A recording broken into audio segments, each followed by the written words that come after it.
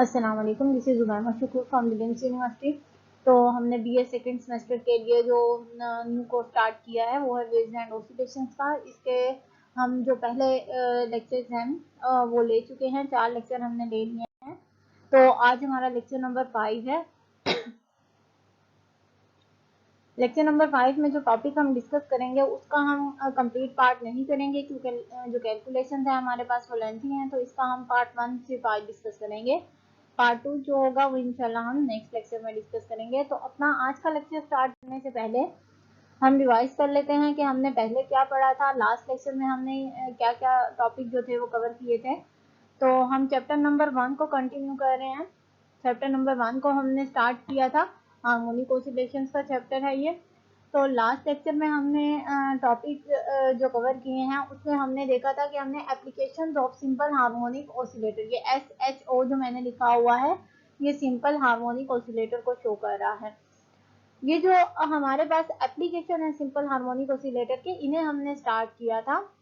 जो हमारे पास torsional oscillator था और मैंने कहा था कि इसकी हम बहुत सारी एप्लीकेशन को हम डिस्कस करेंगे। तो टॉर्सनल ऑसिलेटर जो था वो हमने सबसे पहले जो इसकी एप्लीकेशन थी टॉर्सनल ऑसिलेटर, इसे डिस्कस किया था लास्ट लेक्चर में। तो उसी तरीके से जैसे हमने सिंपल हार्मोनिक ऑसिलेटर में फाइंड आउट किया था, मास स्प्रिंग सिस्टम में हमने फाइंड आउट की थी सारी वैल्यूज, उसी तरीके से हमने टॉर्सनल ऑसिलेटर में भी ये सारी वैल्यूज फाइंड आउट की थी। इनमें क्या क्या वैल्यूज थी हमारे पास? एंगुलर वेलोसिटी थी हमारे पास, एंगुलर डिस्प्लेसमेंट था हमारे पास, एंगुलर एक्सेलरेशन था, टाइम पीरियड था हमारे पास और फ्रीक्वेंसी थी। तो ये सारी चीजें हमने फाइंड आउट की थी। लास्ट लेक्चर में हमने अपना ये वाला टॉपिक कंप्लीट किया था। तो हमने टॉर्सनल ऑसिलेटर को कंप्लीट डिस्कस कर लिया था, उसमें से जो जो वैल्यूज हमारे पास आती थी वो भी हमने डिस्कस कर ली थी। तो आज का लेक्चर हम अपना स्टार्ट करते हैं। आज का जो हमारा टॉपिक है वो भी बेसिकली एप्लीकेशन ही है सिंपल हार्मोनिक ऑसिलेटर की।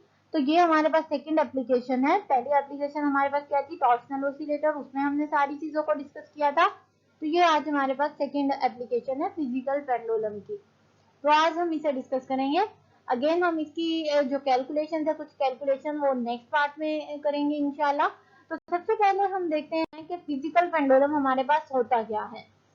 फिजिकल पेंडुलम हमारे पास कोई भी ऐसी रिजिड बॉडी होती है, इररेगुलर शेप बॉडी होती है जो ऑसिलेट करती है वर्टिकल प्लेन में अबाउट सम हॉरिजॉन्टल एक्सिस। मतलब कोई भी हमारे पास ऑब्जेक्ट है, इररेगुलर शेप ऑब्जेक्ट है हमारे पास, तो क्या होगा हमारे पास कि ये जो इररेगुलर शेप ऑब्जेक्ट है, जो रिजिड बॉडी है, इसको इस वर्टिकल प्लेन में क्या करना चाहिए? ऑसिलेट करना चाहिए। मतलब जो भी ऑब्जेक्ट है वो इस वर्टिकल प्लेन में ऑसिलेट करेगा, इस तरफ जाएगा और इस तरफ जाएगा। किस किस एक्सिस पर ऑसिलेट करेगा? हॉरिजॉन्टल एक्सिस पर। मतलब ये है आपके पास वाई एक्सिस जिसमें हमारा वर्टिकल प्लेन है, और ये है हमारा एक्स एक्सिस। तो हॉरिजॉन्टल एक्सिस पर इसने वाइब्रेट करना है, तो ऑसिलेट करना है, तो इस एक्सिस पर ये ऑसिलेट करेगा, टू एंड फ्रो मोशन देगा। मतलब फिजिकल पेंडुलम हमारे पास क्या होता है? कोई भी रिजिड बॉडी होती है इरेगुलर शेप में। अब जो रिजिड बॉडी होती है वो वर्टिकल प्लेन में ऑसिलेट करती है, लेकिन हॉरिजॉन्टल एक्सिस पर ऑसिलेट कर रही होती है। जैसे ये मैंने आगे फिगर भी बनाई हुई है कि इस तरह का हमारे पास कोई हो सकता है फिजिकल पेंडुलम। तो इसके लिए, इसको अंडरस्टैंड करने के लिए हम क्या करेंगे कि हम कंसीडर करते हैं एक केस को जिसमें हम रिजिड बॉडी लेते हैं इरेगुलर शेप की। इरेगुलर शेप का मतलब होता है हमारे पास यूनिफॉर्मिटी नहीं है उस ऑब्जेक्ट में। मतलब जैसे हमने अगर बॉल की एग्जांपल लूं तो ये एक बॉल है, ये टोटल हमारे पास सर्कुलर शेप में है, तो ये यूनिफॉर्म है। इरेगुलर में क्या होगा कि अगर ये बॉल है तो ये ऐसे है, मतलब इरेगुलर है, रेगुलर शेप नहीं है उसकी, इस तरीके से है। तो यहाँ पर देखिए जो ऑब्जेक्ट है ये भी इरेगुलर शेप है, कोई इसकी यूनिफॉर्मिटी आपको नजर नहीं आ रही इसमें। तो ऐसा जो ऑब्जेक्ट हमने कंसीडर किया है, इसे हमने किसी भी एक पॉइंट पर फिक्स कर लेना है, जैसे हम सिंपल पेंडुलम को करते थे। सेम उसी तरीके से हमने ये जो हमारे पास है पॉइंट P, ये इसका फिक्स पॉइंट है, ये यहाँ पर मैंने लिखा हुआ है। हमने इस ऑब्जेक्ट को फिक्स कर लिया, किसी भी फिक्स पॉइंट के साथ हमने इसे लटका लिया। अब इसका एक वर्टिकल प्लेन बन गया अपना। ये जो T है हमारे पास, कैपिटल T, ये टेंशन को रिप्रेजेंट कर रहा है। टेंशन को कैसे रिप्रेजेंट कर रहा है? ये जब आपको मैंने लास्ट जो सेमेस्टर था उसमें पढ़ाई थी टेंशन की फोर्स, उसमें आपने क्या पढ़ा था कि जब भी ऑब्जेक्ट को हम उसके वेट के अकॉर्डिंग लटका दें किसी भी चीज के साथ, तो जो टेंशन होती है वो हमेशा उसके उलट एक्ट करती है, ऑपोजिट होती है, अपवर्ड एक्ट करती है। तो यहाँ पर क्या होगा कि अगर आपका जो वेट है, जो ऑब्जेक्ट का वेट है वो डाउनवर्ड है, तो यहाँ पर टेंशन किसकी तरफ होगी, अपवर्ड होगी। और मैंने आपको बताया था कि जब हम ऑब्जेक्ट को लटकाते हैं तो वो ऑब्जेक्ट नीचे नहीं गिरता। क्यों नहीं गिरता? क्योंकि जो वेट होता है उसका, उसे टेंशन फोर्स बैलेंस कर देता है। तो अगर वेट हमारे पास ज्यादा हो जाए, टेंशन को ओवरकम ना करे, तो फिर वो जो भी ऑब्जेक्ट होगा जो आपने लटकाया हुआ होगा वो नीचे गिर सकता है। अब हम देखते हैं कि इक्विलिब्रियम पोजीशन पर हम इसका एक पॉइंट कंसीडर कर लेते हैं। जैसे ये मैंने डायग्राम बनाई हुई है, इसमें जो इक्विलिब्रियम पोजीशन वाला पॉइंट है वो सी है। मतलब अभी तो सारे ही पॉइंट जो है वो इक्विलिब्रियम पोजीशन को रिप्रेजेंट कर रहे हैं। यहाँ पर इक्विलिब्रियम पोजीशन में हमारे पास क्या होगा कि जो टेंशन की फोर्स है वो बैलेंस हो जाएगी किससे, वेट से। मतलब आप कह सकते हैं कि टेंशन की फोर्स बैलेंस हो गई है वेट के साथ। तो इसे आप कैसे लिखेंगे? वेट को चले हम डिवाइड करेंगे इसके दो कंपोनेंट्स में, फिर हम लिखेंगे कि टेंशन की जो फोर्स है वो वेट के इक्वल कैसे है। तो यहाँ पर वेट जो होगा वो ऑब्जेक्ट का वेट है, और यहाँ पर हम कौन सा ऑब्जेक्ट ले रहे हैं, फिजिकल पेंडुलम ले रहे हैं। तो अब डायग्राम को पहले अच्छे तरीके से अंडरस्टैंड कर लेते हैं। ये जो हमारे पास ये मैंने बनाया हुआ है, ये कोई भी आर्बिट्रेरी इरेगुलर शेप्ड ऑब्जेक्ट है हमारे पास। इसको मैंने पॉइंट पी, फिक्स पॉइंट के साथ लटका दिया है। अब लटकाने से क्या हुआ कि जो इसका वेट था ये डाउनवर्ड एक्ट करेगा, जिसको मैं कह रही हूँ W is equal to mg के इक्वल है। ये जो इसका C है, ये सेंटर वाला पॉइंट आप इसको कंसीडर कर लें, सेंटर ऑफ मास कंसीडर कर लें इसे। तो यहाँ पर क्या है कि जो कैपिटल P मैंने रिप्रेजेंट किया हुआ है, टेंशन की फोर्स अपवर्ड एक्ट कर रही है। यहाँ से इस पॉइंट C से लेकर इस पॉइंट P तक का जो डिस्टेंस है उसे मैंने L से रिप्रेजेंट किया हुआ है। ये बेसिकली हमारे पास क्या है, मोमेंट आर्म है हमारे पास। मोमेंट आर्म कैसे है इसे मैं नेक्स्ट में डिफाइन करती हूँ कि ये मोमेंट आर्म कैसे है। मोमेंट आर्म हमारे पास होता क्या है, परपेंडिकुलर डिस्टेंस होता है from the line of action. तो आपने पिछली डायग्राम में देख लिया कि हमारे पास इक्विलिब्रियम पोजीशन में ये फिजिकल पेंडुलम कैसे होगा।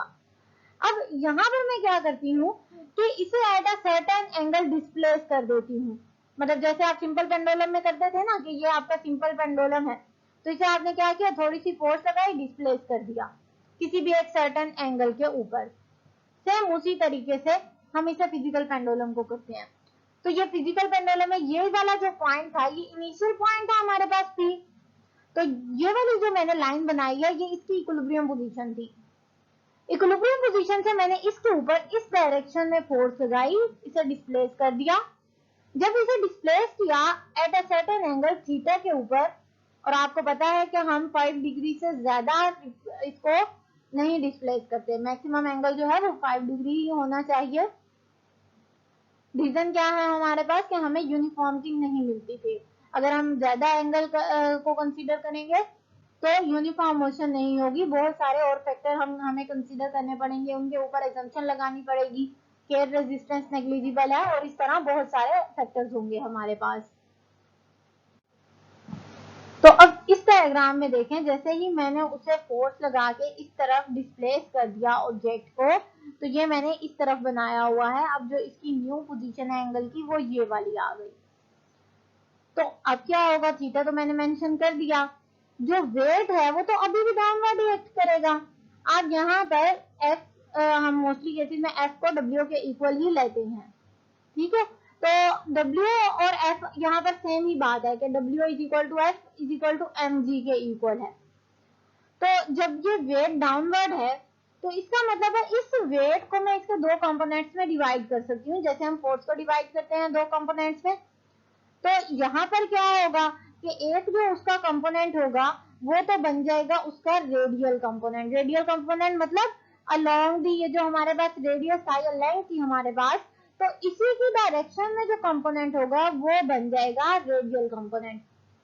इसे हम एफ आर का भी नाम देते हैं, लेकिन यहाँ पे जो एफ आर मैं यूज करूंगी वो रिस्टोरिंग फोर्स के लिए यूज करूंगी।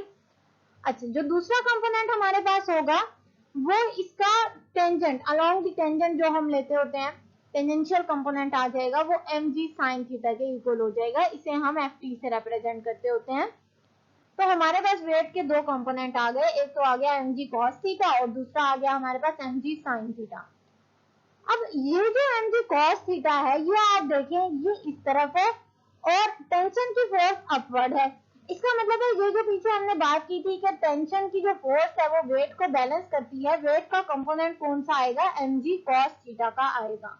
तो यहाँ पर आप लिखेंगे T is equal to mg cos theta, मतलब ये जो cos थीटा वाला कंपोनेंट है ये हमारे पास जो प्रोवाइड कर रहा है वेट को, वो इक्वल है टेंशन के। वेट को हमने रिजॉल्व कर दिया। नेक्स्ट में मैंने लिखा हुआ है टू कंपोनेंट्स में, एक उसका रेडियल कंपोनेंट हो गया, दूसरा हमारे पास कौन सा हो गया, टेंजेंशियल कंपोनेंट हो गया हमारे पास। ये डायग्राम में शो किया हुआ है कि दो कंपोनेंट्स हमारे पास आ रहे हैं। तो अब हम क्या करेंगे, रेडियल कंपोनेंट को हम मोस्टली डिस्कस नहीं करते। क्यों नहीं करते, क्योंकि रेडियल कंपोनेंट जो है वो एंगल हमारे पास मिनिमम बना रहा होता है, मिनिमम वैल्यू प्रोवाइड करता है, और जो हमारे पास होता है टेंजेंशियल कंपोनेंट उसको हम कैलकुलेशन में यूज करते हैं। तो अब जो रेडियल कंपोनेंट है वो है हमारे पास mg cos थीटा, जो टेंजेंशियल कंपोनेंट है वो है हमारे पास mg sin theta. As in case of the radial component जो है हमारे पास, the tension is balanced, वो टेंशन को बैलेंस करेगा, जो किसके इक्वल है हमारे पास, T is equal to mg cos theta के। अब यहाँ तक आपको समझ आ गई कि टेंशन जो होगी वो mg cos थीटा से बैलेंस हो जाएगी। अब नेक्स्ट क्या है हमारे पास, there is no motion due to the radial component. मैं आपको बता रही थी कि हम रेडियल कंपोनेंट को डिस्कस नहीं करते, हम टेंजेंशियल कंपोनेंट को डिस्कस करते हैं। रीजन क्या है हमारे पास, कि आप देखें कि ये जो ऑब्जेक्ट मैंने बनाया हुआ था इसको मैंने इस तरफ डिस्प्लेस किया, तो डिस्प्लेस करने से क्या हुआ, टेंजेंशियल कंपोनेंट हमारा इस तरफ था, रेडियल कंपोनेंट हमारा इस तरफ था। ये मैं T और R लिख रही हूँ। तो जब मैंने इसको यहाँ इस तरफ डिस्प्लेस किया तो इसकी जो मोशन थी वो किस तरफ हुई, अलोंग द टेंजेंट हुई, मतलब इस तरफ जाएगा और फिर ये इस तरफ जाएगा। अब ये नहीं हो सकता कि ये along the radial component move करे, मतलब इस तरफ आए, इस तरह वाइब्रेट नहीं करेगा, मतलब वाई एक्सिस पर ये ऑसिलेट नहीं कर रहा, ये एक्स एक्सिस पर ऑसिलेट कर रहा है। तो इसलिए हम इस रेडियल कंपोनेंट को कंसीडर नहीं करते। क्यों, क्योंकि जो मोशन है टोटली, जो फोर्स की वजह से मोशन इसमें प्रोड्यूस हो रही है वो टोटली इस टेंजेंशियल कंपोनेंट की वजह से है, रेडियल कंपोनेंट की वजह से नहीं है। तो इसलिए हम रेडियल कंपोनेंट को डिस्कस नहीं करेंगे, हम सिर्फ टेंजेंशियल कंपोनेंट को लेकर चलते हैं।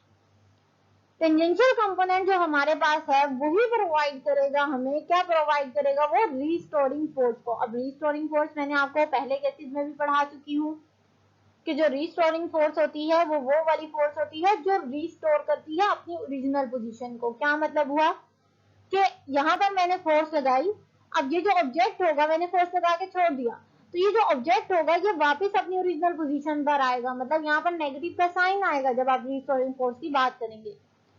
तो इसका मतलब है कि ये जो ऑब्जेक्ट में टर्निंग इफेक्ट पैदा हो रहा है, जो टॉर्क पैदा हो रहा है, ये इस एफ आर की वजह से है। यहाँ पर ये बात याद रखनी है कि ये आर रेडियल को रिप्रेजेंट नहीं कर रहा, ये आर रीस्टोरिंग फोर्स को रिप्रेजेंट कर रहा है इधर। तो इक्वेशन 4 हमारे पास आ गई, जिसमें हमने कहा कि ये जो टॉर्क है ये रीस्टोरिंग फोर्स की वजह से जनरेट हो रहा है। टॉर्क की डेफिनेशन हम क्या करते हैं, आर क्रॉस एफ के इक्वल है हमारे पास, और यहाँ पर जो एफ आ रहा है ये मैंने रीस्टोरिंग फोर्स को लिखा हुआ है। तो अगर मैं आर को कह दूं कि ये एल है, क्यों, क्योंकि जो हमारे पास परपेंडिकुलर डिस्टेंस था, देखें अब जो मूवमेंट है, फोर्स मैंने इस तरफ लगाई, अब ये वाइब्रेट करनी शुरू कर दी और जो भी ऑब्जेक्ट था हमारे पास वो अपनी मीन पोजीशन के इर्द गिर्द वाइब्रेट करना स्टार्ट कर दिया। तो जब इसने वाइब्रेट करना स्टार्ट कर दिया तो क्या हुआ कि जो परपेंडिकुलर डिस्टेंस था वो हमारे पास था एल, जो मैंने स्टार्ट में फिगर में रिप्रेजेंट किया हुआ है। मतलब इस डिस्टेंस के जो परपेंडिकुलर डिस्टेंस है वो हमारे पास एल है। Perpendicular distance from the line of action, line of action क्या है, जहां हम फोर्स अप्लाई कर रहे हैं उसे हम कहते हैं मोमेंट आर्म। तो यहाँ पर हमने इसको एल का नाम दिया हुआ था फिगर में, तो इस आर का रिप्लेस कर देते हैं एल से, तो ये आ जाएगा एल क्रॉस एफ आर। तो यहाँ पर आपके पास टॉर्क तक की वैल्यू आ गई, इक्वेशन 6 में रिप्रेजेंट कर दिया मैंने। अब यहाँ पर आपने मिक्सअप नहीं करना आर और एल को। आर और एल जो है वो मूवमेंट आर नहीं है हमारे पास, आप एल भी लिख सकते हैं, आप आर भी लिख सकते हैं। क्योंकि मैंने फिगर में एल को यूज किया हुआ है इसलिए मैंने आर को रिप्लेस कर दिया है एल से। आप इसको आर भी लिख सकते हैं, इससे कोई कैलकुलेशन में फर्क नहीं आएगा। तो नेक्स्ट हमारे पास क्या आएगा, ये जो एफ आर था हमारे पास, ये रिस्टोरिंग फोर्स को रिप्रेजेंट कर रहा था, और हम कौन सा कंपोनेंट ले रहे हैं, टेंजेंशियल कंपोनेंट ले रहे हैं हम। तो क्या मतलब हुआ कि हमें यहाँ पर एफ आर की जगह पुट करना चाहिए एफ साइन थीटा। मतलब रिस्टोरिंग फोर्स जो है वो हमें मिल रही है टेंजेंशियल कंपोनेंट की वजह से, और इसी की वजह से रिस्टोरिंग फोर्स की वजह से टॉर्क जनरेट हो रहा है हमारे पास। तो हमारे पास इक्वेशन 7 आ गई कि एल एफ साइन थीटा है हमारे पास। एफ को हमने स्टार्ट में क्या कहा था कि वो डब्ल्यू के इक्वल ही होगा, जैसे मैंने इक्वेशन 8 में लिखा हुआ है। तो अगर ये डब्ल्यू के इक्वल है हमारे पास तो हमारे पास क्या आ जाएगा, F is equal to W is equal to M G, जो हमने शुरू में ही डिफाइन किया कि वेट जो है वो एम जी के इक्वल है और डाउनवर्ड एक्ट कर रहा है। तो हमारे पास एफ की वैल्यू आ जाएगी एम जी के इक्वल। तो इसी वैल्यू को जो हमारे पास इक्वेशन 9 में आई है इसे हम पुट कर देते हैं इस वैल्यू में, इक्वेशन 7 के अंदर जो एफ की वैल्यू है वहां पुट कर देते हैं हम। तो हमारे पास क्या आ जाएगा, L M G sine theta. अब ये नेगेटिव साइन कहां से आ गया, ये जो नेगेटिव साइन है ये मैं शुरू से ही आपको बता के चल रही हूँ कि जो एफ आर है ये रिस्टोरिंग फोर्स है। तो जब हम रिस्टोरिंग फोर्स की बात करते हैं मतलब इक्वल एंड ऑपोजिट फोर्स जो रिस्टोर करती है अपनी इक्विलिब्रियम पोजीशन को, अपनी ओरिजिनल पोजीशन को। तो क्योंकि ये इक्वल लेकिन ऑपोजिट होती है अप्लाइड फोर्स की, इसकी वजह से हम नेगेटिव साइन लगाते हैं। तो ये नेगेटिव साइन वहीं से आया है। चाहे आप अपनी कंफर्मेशन के लिए, सिंप्लिसिटी के लिए आप इक्वेशन 4 में भी लगा सकते हैं, क्योंकि हमने रिस्टोरिंग फोर्स की बात इक्वेशन 4 से स्टार्ट की थी। तो आप इक्वेशन 4 में भी लगा सकते हैं कि जो एफ आर है वो माइनस एफ आर है। तो बाकी सारी इक्वेशन में आपको लगाना पड़ेगा।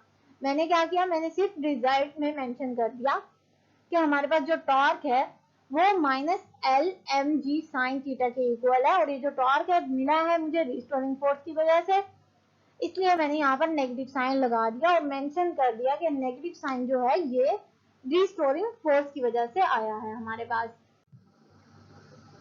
तो नेक्स्ट हम क्या कहेंगे कि हमने जो एंगल लिया था वो तो हमने बहुत ज्यादा स्मॉल लिया है। अगर हम यहाँ पर अजम्पशन लगा दें कि एंगल हमारे पास बहुत ज्यादा स्मॉल है, अप्रोचेस टू जीरो है, तो ट्रिग्नोमेट्रिक आइडेंटिटी के मुताबिक जब एंगल बहुत ज्यादा स्मॉल होता है तो साइन थीटा अप्रोच करता है थीटा को ही। तो इसका मतलब है जहां साइन थीटा है मुझे वहां पुट कर देना चाहिए थीटा। तो मैंने सेम किया कि जो हमारे पास टॉर्क की पिछली इक्वेशन आई थी, इक्वेशन हमारे पास थी 10, मैंने इस 12 वाली इक्वेशन को जो मैंने यहाँ पर अप्रोक्सीमेशन लगाई है कि theta approaches to zero then sine theta approaches to theta, तो मैंने इस इक्वेशन 12 को अप्लाई कर दिया है इक्वेशन 10 के ऊपर। तो वहां पर हमारे पास साइन थीटा था, तो अब हमारे पास आ गया torque is equal to minus M G theta L के इक्वल, ये हमारे पास आ गई इक्वेशन 13। तो ये मुझे टॉर्क की वैल्यू मिल गई जो मुझे फाइंड आउट करनी थी। अब इसी टॉर्क को लेते हुए हम फाइंड आउट करेंगे एंगुलर वेलोसिटी की वैल्यू, एंगुलर डिस्प्लेसमेंट की वैल्यू, एंगुलर एक्सेलरेशन की वैल्यू, एम्पलीट्यूड की वैल्यू, टाइम पीरियड की वैल्यू और फ्रीक्वेंसी की वैल्यू। तो इंशाल्लाह हम ये वाला जो पार्ट होगा जिसमें हम अपनी कैलकुलेशन करेंगे कि एंगुलर वेलोसिटी हम कैसे फाइंड आउट करते हैं, जिसमें मैंने यहाँ कुछ इक्वेशंस मेंशन की हैं कि torque is equal to I alpha के इक्वल होता है, अल्फा हमारा इसके इक्वल होता है। तो हम इनको यहीं से स्टार्ट करेंगे, इन कैलकुलेशंस को हम दोबारा नेक्स्ट लेक्चर में इंशाल्लाह डिस्कस करेंगे। एंगुलर वेलोसिटी से ही हम इंशाल्लाह स्टार्ट करेंगे, इक्वेशन 14 से स्टार्ट करेंगे। तो आज के लेक्चर में हमने क्या देखा कि अगर हम फिजिकल पेंडुलम को लें तो फिजिकल पेंडुलम का टॉर्क हम किस तरीके से फाइंड आउट कर सकते हैं, डेरिवेशन उसकी किस तरीके से आएगी, और इसकी वैल्यू हमारे पास आ जाएगी minus M G theta L के इक्वल, जिसमें से जो नेगेटिव साइन है वो रिस्टोरिंग फोर्स को रिप्रेजेंट कर रहा है।